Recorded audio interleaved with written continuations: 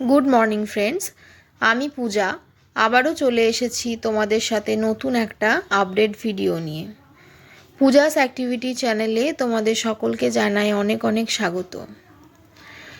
তো তোমরা যারা নতুন এবং পুরনো বন্ধু আছো, আমার চ্যানেলটাকে সবাই সাবস্ক্রাইব করে নেবে এবং বেল আইকনটা প্রেস করে রাখবে প্রত্যেকটা ভিডিও নোটিফিকেশান পেতে হলে। তো তোমাদের জন্য নতুন যে ভিডিওটা নিয়ে এসেছি সেটা হচ্ছে তোমাদের রিকোয়েস্টেরই ভিডিও একটা। কমেন্টে আমাকে অনেকেই জানিয়েছো যে ইন্টারভিউ রিলেটেড কিছু ভিডিও নিয়ে আসার জন্য। WBHRB যে গ্রেড 2 নার্সিং ইন্টারভিউয়ের জন্য যে ভিডিও, সেই ভিডিওটা তোমাদেরকে আমি এর আগেই বলেছিলাম যে নতুন আপডেট ভিডিও থাকবে, অবশ্যই নোটিফিকেশানগুলো ফলো করবে। তো আজকে সেই ভিডিওটা নিয়ে চলে এসেছি। আর যারা যারা আগের ভিডিওগুলো দেখে অনেকেই কমেন্ট করেছো, অনেকের অনেক ডাউট ছিল, আমি যতটা সম্ভব রিপ্লাই করার চেষ্টা করেছি। তো আদার্স কোনো যদি ডাউট থাকে অবশ্যই আমাকে কমেন্ট সেকশানে জানাবে। আমি কমেন্টগুলো অবশ্যই রিপ্লাই করব। এবং যদি বুঝতে না পারো, বড় কোনো কিছু যদি বুঝতে না পারো, ভিডিওর আমার কোনো পার্ট যদি বুঝতে না পারো, সেক্ষেত্রে আমাকে আবারও SMS করবে, আমি হোয়াটসঅ্যাপে কিংবা কমেন্ট সেকশানে জানাবে। আমি আবারও সেটা নিয়ে নতুন একটা ভিডিও শেয়ার করব তোমাদের সাথে। তো ইন্টারভিউ রিলেটেড ভিডিও তোমাদের সাথে এর আগেও আমি শেয়ার করেছি, আজকে নতুন একটা ভিডিও শেয়ার করতে চলেছি। তো পুরো ভিডিওটা দেখতে থাকো, স্কিপ করো না। স্কিপ করলে হয়তো প্রত্যেকটা কোশ্চেন জানতে পারবে না। আর ভিডিওটা ভালো লাগলে অবশ্যই লাইক কমেন্ট শেয়ার করবে। অন্যান্য বন্ধুদের সাহায্যের জন্য অবশ্যই ভিডিওগুলো শেয়ার করে দিও। তো অ্যাকর্ডিং টু মাই নলেজ এবং প্রিভিয়াস ইয়ারে যেসব কোয়েশ্চেনগুলো ইন্টারভিউয়ে হয়েছে, ইম্পর্টেন্ট কোয়েশ্চেনগুলো আমি তোমাদের সাথে শেয়ার করব, পার্ট বাই পার্ট শেয়ার করব। আজকে আমি সবটা বলবো না। তো আজকে আমি বেসিক কিছু জিনিস বলবো, সেগুলো তোমরা মন দিয়ে শুনতে থাকো। তো প্রথমেই ইন্টারভিউ হলে ঢোকার সাথে সাথে অবশ্যই উইশ করে এবং পারমিশন নিয়ে ঢুকবে। সেখানে হচ্ছে নিজেকে একটু কনফিডেন্সিয়াল রাখবে, নিজের মধ্যে কনফিডেন্সটা অবশ্যই বজায় রাখবে, নার্ভাস হবে না। আর নেক্সট যেটা বলবে সেটা হচ্ছে সেলফ ইন্ট্রোডাকশন। আর তারপরে যখন ইন্টারভিউয়ে কোশ্চেন করতে শুরু করবে, তখন কিন্তু একটা জিনিস মাথায় স্থির করে নেবে যে একদম টু দি পাওয়ার অ্যান্সার দেবে, কোনো এক্সট্রা কথা বলবে না। কোয়েশ্চেনে যেটুকু জিজ্ঞাসা করা হয়েছে তুমি ঠিক সেইটুকুই উত্তর দেবে, তার পরিপ্রেক্ষিতে কিন্তু কোনো কথা এক্সট্রা বলবে না বা কোনো সেন্টেন্স কিন্তু এক্সট্রা অ্যাড করবে না। তো আমি আজকে যেহেতু বেসিক কিছু জিনিস বলবো বলেছি, তো সেক্ষেত্রে আমি প্রথমেই বলবো একটা জিনিস, সেটা হচ্ছে তোমরা যেমন ধরো কিছু সিচুয়েশন রিলেটেড প্রশ্ন করে, মানে কিছু পেশেন্টের কন্ডিশন রিলেটেড প্রশ্নও করে থাকে। এবং তার সাথে তোমাকে যদি জিজ্ঞেস করা হয় যে তুমি কোন ওয়ার্ডে কাজ করেছো, তুমি কিন্তু যে ওয়ার্ডে কাজ করেছো সেই ওয়ার্ড রিলেটেড প্রশ্ন করা হয়। আমি এর আগেও ভিডিওতে বলেছি, ওয়ার্ড রিলেটেড প্রশ্ন কিন্তু করা হয়। ম্যাক্সিমাম ডেজ তুমি যে ওয়ার্ডে কাজ করেছো তুমি সেই ওয়ার্ড মেনশন করবে এবং সেই ইউনিট রিলেটেড কিন্তু প্রশ্ন তোমাকে করা হবে। সুতরাং আমরা অনেক সময় ওয়ার্ডে কাজ করে থাকি, কিন্তু আমাদের সেই ইউনিট রিলেটেড সম্পূর্ণ ধারণা কিন্তু থাকে না। কারণ হতে পারে সেটা ছোট কোনো ইনস্টিটিউশনে আমরা কাজ করেছি, এটাও হতে পারে। সেখানে হয়তো সব ধরনের পেশেন্ট আসে না, এটাও হতে পারে। আর এসে থাকলেও তুমি হয়তো হ্যান্ডেল করনি বা তোমার শিফটে হয়তো আসেনি, এরকমটাও হতে পারে। তো সেই জন্য ইউনিট রিলেটেড কিন্তু প্রশ্ন নিয়ে তোমাদেরকে একটু স্টাডি করে যেতে হবে, মানে নিজেরা একটু একদম ঠিকঠাক প্রিপারেশান নেবে। ইম্পর্টেন্ট কিছু বিষয়, যদি NICUতে কাজ করে থাকো বা যদি জেনারেল ওয়ার্ডে কাজ করে থাকো, সেখানে জেনারেল ওয়ার্ডে সার্জারি যেগুলো হয়, জেনারেল সার্জারি যেগুলো হয়, সার্জারির আগে পেশেন্টকে আমরা রেডি করার জন্য কী দেখি, কী কী জিনিস আমাদেরকে ফলো করতে হয়, এই ধরনের কিছু বেসিক জিনিস এবং ইম্পর্টেন্ট জিনিস কিন্তু তোমরা জেনে যাবে।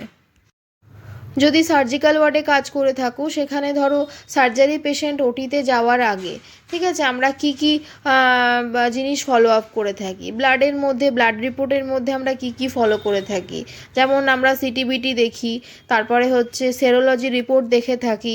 নেক্সট আমরা যেগুলো দেখি সেটা হচ্ছে মেন ভাইটাল সাইন্স আমরা ফলো করি সবসময়। ভাইটাল সাইন্স একদম হাফ অ্যান আওয়ার অন্তর আমাদের দেখা উচিত, যেটা ফলো করা উচিত। হয়তো হাফ অ্যান আওয়ারলি সব জায়গায় ফলো আপ হয় না, কিন্তু সেক্ষেত্রে অ্যাকিউরেট যেটা সেটাই কিন্তু বলবে।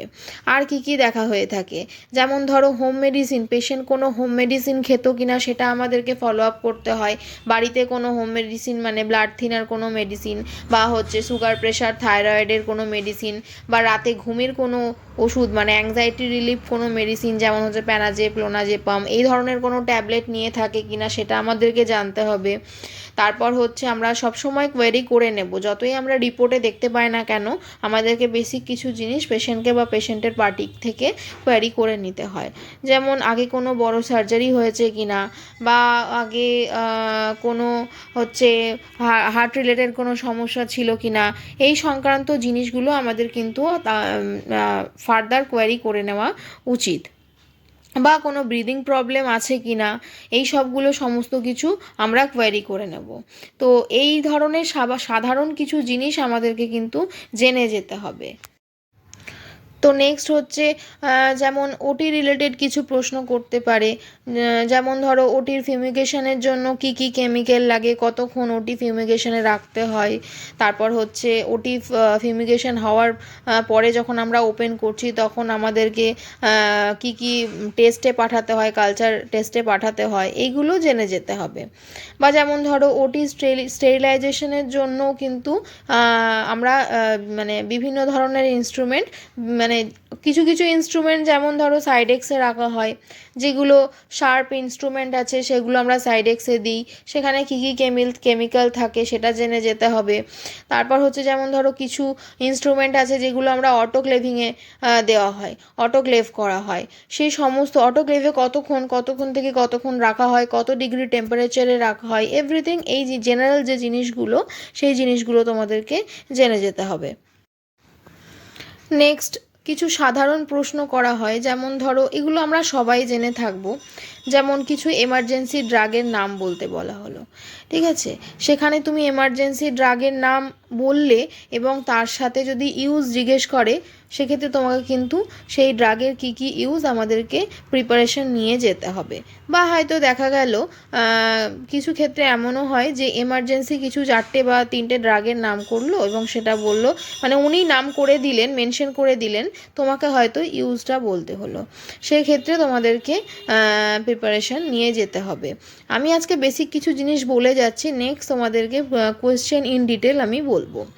যেমন এমার্জেন্সি ড্রাগ, ধরো 2-3টে এমার্জেন্সি ড্রাগ যদি বলতে বলে সেক্ষেত্রে তোমাদেরকে জেনে যেতে হবে কি কি এমার্জেন্সি ড্রাগ আছে। এগুলো তোমরা সবাই জানো, যেমন ইঞ্জেকশন মিডাজোলাম আছে, অ্যাট্রোপিন, ডোপামাইন, অ্যাড্রিনালিন, নর adrenaline, injection Lasix, injection sodium bicarbonate, injection calcium gluconate, MgSO4, নাইট্রোগ্লাইসেরিন, এই ধরনের ড্রাগের নামগুলো তোমাদেরকে জানতে হবে।